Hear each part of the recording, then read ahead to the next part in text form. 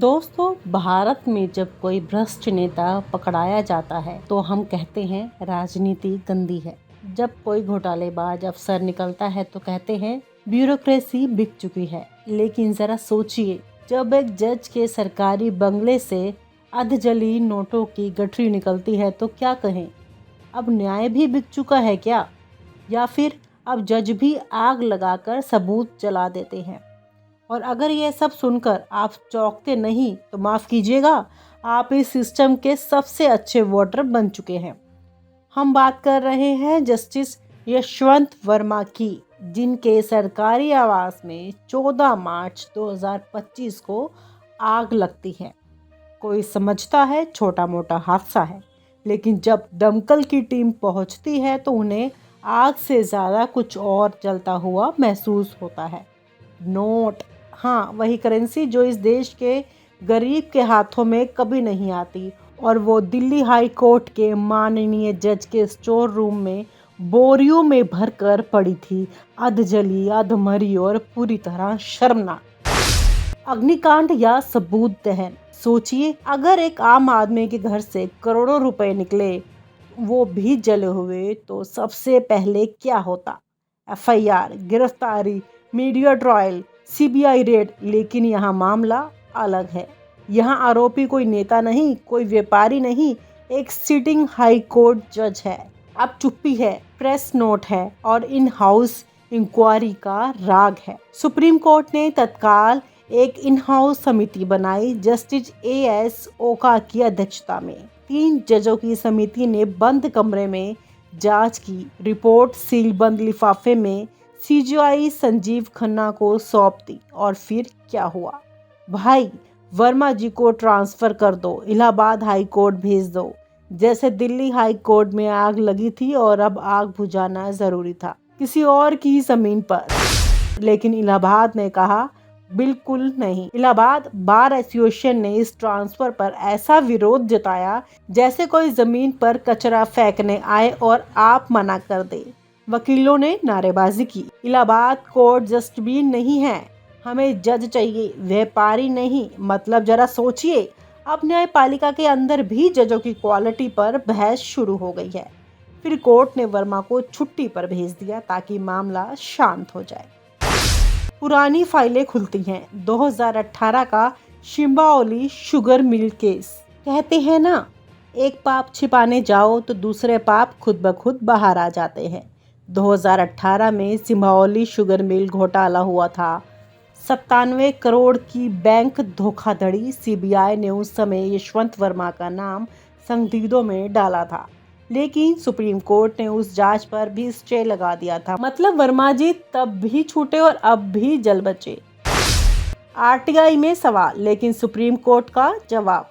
जब RTI activist ने मांग की कि इन हाउस जांच रिपोर्ट को सार्वजनिक किया जाए ताकि देश को पता चले कि उसके न्यायाधीश पर क्या आरोप थे, सुप्रीम कोर्ट ने जवाब दिया, न्यायपालिका की गरिमा बनाए रखना जरूरी है। मतलब गरिमा बचाने के लिए सच्चाई को दबाना जरूरी है क्या? गरिमा का अर्थ अब गुप्तता हो गया है।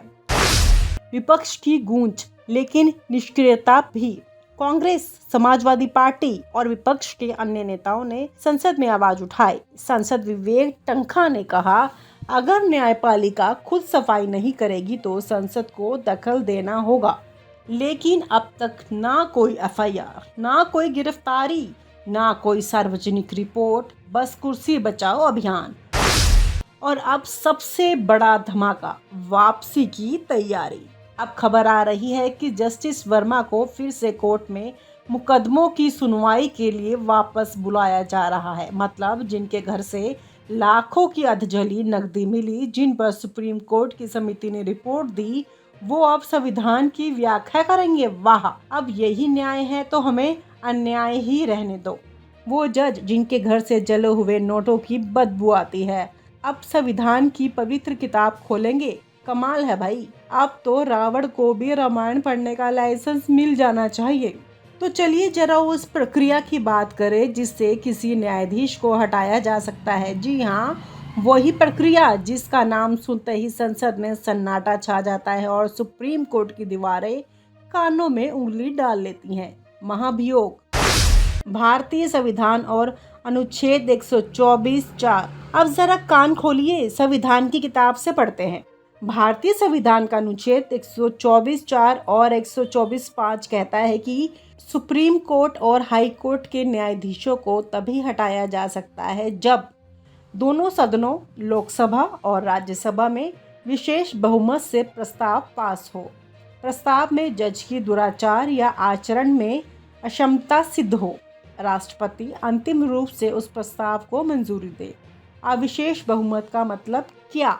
मतलब ये नहीं कि सिर्फ विपक्ष कह दे हटा दो या सत्ता कह दे बचा लो। यहाँ चाहिए दोनों सदनों के कुल सदस्यों का बहुमत और उन सदस्यों में 2/3 बहुमत जो उपस्थित हो और मतदान करे। अब यह पढ़ने में जितना आसान लगता है, असलियत में उतना ही मुश्किल है। इतना मुश्किल कि आज तक भारत के इतिहास में किसी भी जज को संसद के जरिए महाभियोग से हटाया ही नहीं जा सका। 1993 जस्टिस वी रामास्वामी पहला और सबसे चर्चित मामला। तब देश में हल्ला मच गया था। जस्टिस वी रामास्वामी पर वित्तीय गड़बड़ियों के गंभीर आरोप लगे थे। बंगले की मरम्मत में फर्जीवाड़ा, खर्चों के बिल में झोल और सरकारी पैसों की बर्बादी। राज्यसभा में जांच हुई, लोकसभा में प्रस्ताव आया, लेकिन हुआ क्या? कांग्रेस पार्टी को उस समय सत्ता में भी उनके सांसदों ने एब्सटेंड किया, यानी मतदान में हिस्सा नहीं लिया। मतलब वह समर्थन ना विरोध, बस चुप्पी। और इस चुप्पी ने न्यायपालिका को एक सीधा संदेश दिया, आप जो भी कर लो, अगर संसद में राजनीतिक गणित है तो आप बच जाओगे। और अब 2025 में वही गणित फिर से काम में आ रहा है। जस्टिस यशवंत वर्मा अगला उम्मीदवार। अब खबरें आ रही हैं कि केंद्र सरकार जस्टिस यशवंत वर्मा के खिलाफ राज्यसभा में महाभियोग प्रस्ताव ला सकती है। लेकिन ध्यान दीजिए, अगर वो इस्तीफा नहीं देते तो मतलब सरकार भी जानती है महाभियोग कोई आसान खेल नहीं है। इसके लिए कम से कम 50 सांसदों के हस्ताक्षर चाहिए होते हैं राज्यसभा में प्रस्ताव लाने के लिए। फिर जांच समिति बनती है, अगर समिति उन्हें दोषी पाती है तब प्रस्ताव संसद में आता है। फिर वही 2/3 बहुमत की कसौटी।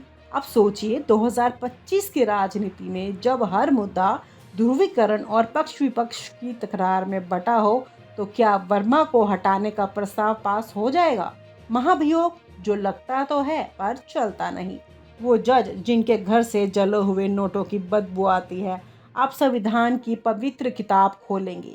कमाल है भाई, जब भ्रष्टाचार सबके सामने हो फिर पर्दा ना उठे, तब समझ जाइए कि पर्दे के पीछे कोई बड़ा खेल चल रहा है। जस्टिस यशवंत वर्मा के केस में यही हो रहा है। सुप्रीम कोर्ट की जांच समिति दोषी मान चुकी है। रिपोर्ट राष्ट्रपति और प्रधानमंत्री को भेज दी गई है। बार काउंसिलिंग विरोध कर चुकी है, वकील नारेबाजी कर चुके हैं, जनता गुस्से में है। लेकिन फिर भी धीरे धीरे वापसी की तैयारियां हो रही हैं। क्यों? लॉबी सिस्टम और न्यायपालिका का बैकस्टेज प्ले। भारतीय न्यायपालिका में भले ही जज लोकेशन ट्रांसफर को प्रशासनिक मामला बताया जाए, लेकिन अंदर खाते बहुत कुछ चलता है और यह सब है लॉबी आधारित पॉलिटिक्स। अब बात करते हैं वर्मा साहब की। उनके पास कौन कौन से तथाकथित हितैषी हैं। दिल्ली हाई कोर्ट के कुछ सीनियर न्यायाधीश जो उन्हें उचित प्रक्रिया का लाभ दिलाना चाहते हैं। लॉ मिनिस्ट्री में बैठे कुछ पुराने अफसर जो उन्हें भेजने की बजाय सुलझाने के पक्षधर में हैं। सुप्रीम कोर्ट के अंदर कुछ पूर्व सीजीआई की टीमों से जुड़े लोग जो उन्हें वापस कुर्सी दिलवाने के पक्षधर हैं, क्योंकि अगर वर्मा गए तो कई और नामों पर उंगली उठेगी। तो भाई साहब, मामला अब सिर्फ न्याय का नहीं, नेटवर्किंग का हो गया है। सुप्रीम कोर्ट की कैंपबाजी, न्यायालय या खेमबाज महल। अब ये बात पहली बार नहीं हो रही कि सुप्रीम कोर्ट में 2 या 3 धड़े काम करते हों। हमने 2018 में देखा था जब 4 वरिष्ठतम जजों ने प्रेस कॉन्फ्रेंस करके तत्कालीन सीजीआई दीपक मिश्रा के खिलाफ मोर्चा खोला था। क्यों? क्योंकि उन्हें लगा था कि सीजीआई चहेते जजों को महत्वपूर्ण केस दे सकते हैं। अब 2025 में वही कैंपबाजी फिर से सर उठा रही है। एक कैंप चाहता है कि वर्मा को बाहर करो, संदेश दो, फिर हम पारदर्शी हैं। तो दूसरा कैंप कहता है उन्हें कुर्बानी का बकरा मत बनाओ, ये साजिश है। और इसी कैंपबाजी का नतीजा है कि कार्यवाही नहीं हो रही, सिर्फ न्यायिक ड्रामा चल रहा है। छुट्टी पर भेजा गया जज अब फुल ड्यूटी पर वापस। सुप्रीम कोर्ट के सूत्रों के अनुसार जस्टिस यशवंत वर्मा को अगले कुछ हफ्तों में फिर से कार्यभार दिया जा सकता है। मतलब ना तो कोई एफआईआर, ना जमानत, ना निलंबन और अब तो ट्रांसफर भी नहीं। बस छुट्टी पर भेजा गया था ताकि मामला ठंडा हो जाए और अब फिर से न्यायिक सेवा में वापसी। अब आप बताइए, क्या यही देश है जहां एक आदमी 500 रुपए की चोरी में जेल चला जाता है और एक जज जिसके घर से लाखों के जले नोट मिलते हैं वो संविधान की व्याख्या करेगा? और आप हमसे जुड़े रहने के लिए सब्सक्राइब करें YouTube पर, फॉलो करें ट्विटर पर और लाइक करें Facebook पर। और ज्यादा जानकारी के लिए आपको टाइप करना होगा सिर्फ न्यूज नशा।